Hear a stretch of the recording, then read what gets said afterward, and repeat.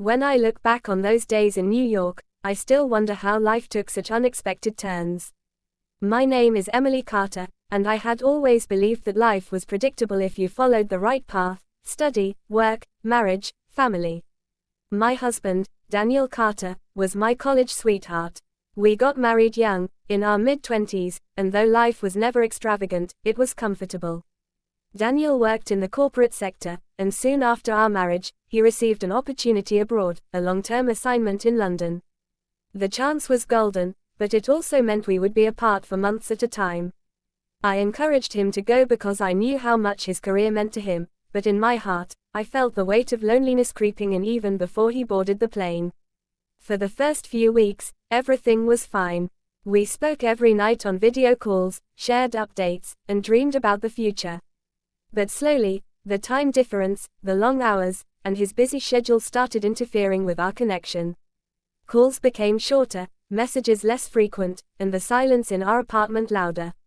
During that time, Daniel's closest friend, Michael Bennett, stepped in as a source of support. Michael was a longtime friend of Daniel's from college. They had played basketball together, shared dorm rooms, and practically grown into adulthood side by side. I had always respected Michael because he treated Daniel like a brother and had always been respectful toward me as well. Michael lived only a few blocks away in Brooklyn.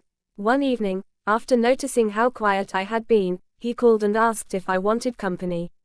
He wasn't pushy, his tone was kind and concerned. "Emily, I know Daniel is away, and you must be feeling lonely.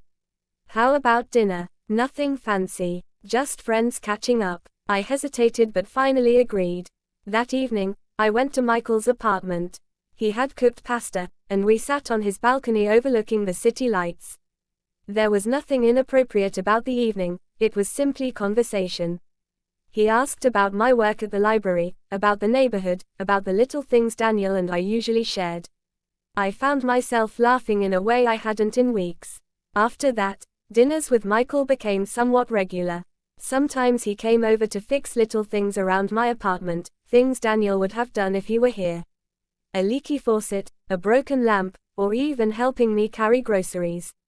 He filled the silence that had been echoing inside the walls of my home. One rainy evening, after I had had an especially hard day at work, Michael invited me again. "Emily, come over. I made soup. It's nothing special, but it might make the evening a little warmer." I hesitated because I didn't want anyone to misunderstand, but loneliness is a strong force. I went. That night, after dinner, as we sat in his living room, he suddenly became quiet. The storm outside rattled the windows, and the dim light in the room made everything feel unusually heavy. He looked at me and said softly, "Emily, I don't want to cross any lines. Daniel is my best friend, and I respect him more than anyone. But I also can't deny that I care about you, maybe more than I should." My heart skipped a beat. I didn't know how to respond. Part of me wanted to push the words away, to protect the trust my husband had in both of us. But another part of me, the part that had been aching in silence for months, understood exactly what he meant. "I don't know what to say," I whispered, my voice trembling. Michael sighed and leaned back. "You don't have to say anything. I just needed to be honest. I'll never do anything to hurt you or Daniel. But if you ever need someone, I'm here." That night, nothing happened beyond that conversation. But something had changed. The silence between us wasn't empty anymore, it was charged with unspoken emotions. In the following days, I found myself thinking about Michael more than I should have. I thought about his kindness, his loyalty, the way he always noticed when I was struggling. I also thought about Daniel, about our vows, about the life we had built together.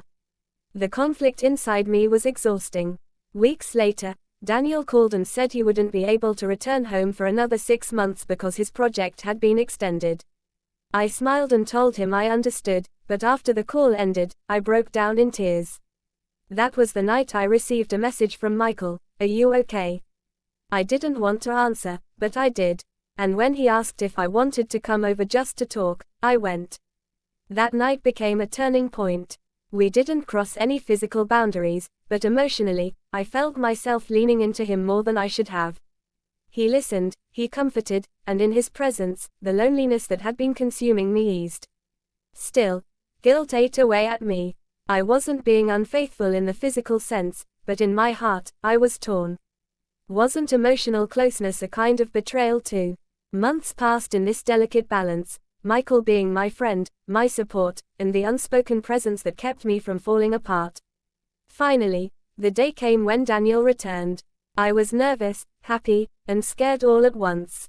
When Daniel walked through the door, his arms wide open, I felt both relief and guilt flooding through me.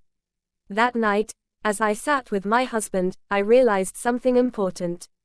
I had almost lost myself in loneliness and found comfort where I shouldn't have. But I also realized that my marriage was worth fighting for. I decided to distance myself from Michael, not out of anger, but out of respect for my vows. When I explained it to Michael, he nodded with quiet understanding. I always knew you belonged with Daniel.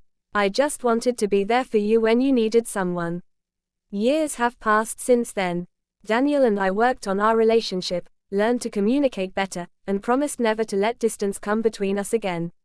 Michael eventually moved to another city, and though we don't talk anymore, I will always remember him as the friend who reminded me that loneliness can test even the strongest of hearts. The story isn't about betrayal. It's about vulnerability, choices, and the importance of holding on to what truly matters. Love is not always easy, but the promises we make mean something worth protecting.